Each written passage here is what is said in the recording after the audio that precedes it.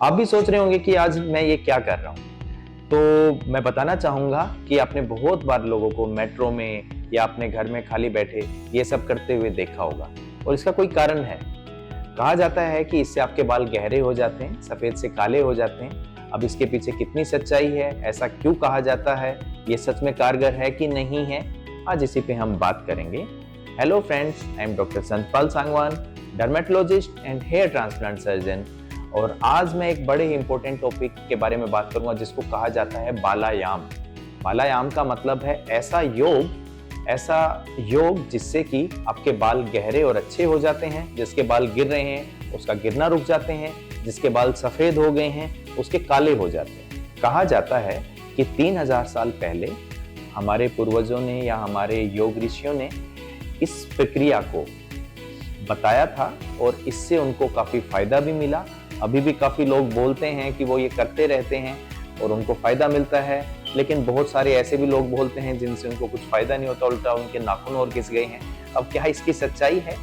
तो सबसे पहले कि इसके पीछे क्या थ्योरीज हैं। तो जो थ्योरीज हैं, 2 थ्योरी हैं इसके बारे में जो काफी सुनने में आती है। पहली थ्योरी क्या कहती है कि जैसे ही हम ये ज्यादा फ्रिक्शन करते हैं, रगड़ते हैं, तो यहाँ पे बड़ी ही सेंसिटिव नर्व सप्लाई होती है। हमारी फिंगर में, हमारी पूरी बॉडी में काफी नर्व्स होती हैं। तो यहाँ की ये जो नर्व हैं ये प्रेस करती हैं या स्टिमुलेट होती हैं, जिससे कि हेयर के स्टेम सेल एक ऐसे सेल हैं जिससे पूरा का पूरा बाल या कोई भी ऑर्गन बनाया जा सकता है। तो उनके ऊपर एक स्टिमुलेशन जाती है, तो बाल जो पतले होने लगे हैं वो वापस मोटे होने लग जाते हैं, जो गिर रहे हैं वो धीरे धीरे रुक जाते हैं और जो सफेद हो गए वो भी काला होने लगते हैं। तो ये पहली थ्योरी है जिसको एक्यूपंक्चर थ्योरी भी हम बोल सकते हैं, जो कि आजकल नर्व स्टिमुलेट करने की मेन थ्योरीज का एक प्रोसेस रहता है। दूसरी थ्योरी ये कहती है कि इस प्रोसेस से ब्लड सर्कुलेशन बढ़ जाती है, बालों की रूट्स वाले एरिया में नई वेसल्स भी आ जाती हैं। तो ज़्यादा ब्लड सर्कुलेशन बढ़ेगी तो ज़्यादा न्यूट्रिएंट्स आएंगे, तो इससे बालों की ग्रोथ बढ़ जाती है और बालों की थिकनेस अच्छी हो जाती है और उनका हेयर फॉल भी कम हो जाता है। तो ये जो थ्योरी हैं ये सब काफ़ी अच्छे से कुछ लोगों ने बताई हैं, जो कि खासकर योग या इससे रिलेटेड किसी भी अपने प्रोफेशन में हैं। लेकिन जहाँ तक स्टडी की बात है, साइंटिफिकली ये कहीं भी कोई इस पे स्टडी नहीं हुई है। पता नहीं लोगों ने ज़्यादा कोशिश इस पे नहीं की है।